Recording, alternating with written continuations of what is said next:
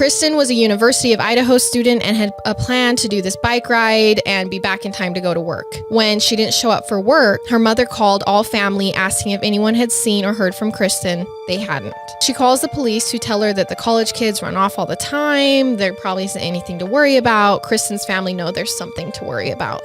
This is the second young girl to go missing in the area in 2 years. And keep in mind, this is a small town. It's not like girls go missing all the time. They talk to neighbors and discover that they had heard Kristen getting her bike out and starting her ride. So they're like, she obviously made it to the bike ride. An eyewitness comes forward claiming that he saw a brown van with an Oregon license plate on the side of the road, and next to the van was a bike on the ground. The hind wheel was still turning, and a blonde girl was like in fetal position on the ground. So he like drove by. Whoa. It looked to him as if she had crashed maybe, and he thought the brown van had pulled off to help. He noticed a 6-foot, 150-pound man get out with a smile on his face. When the eyewitness gets home, he calls the paramedics, because there's no cell phones, to tell them to go help, because he felt like there was a girl out there who'd gotten hurt and someone had pulled off to help her.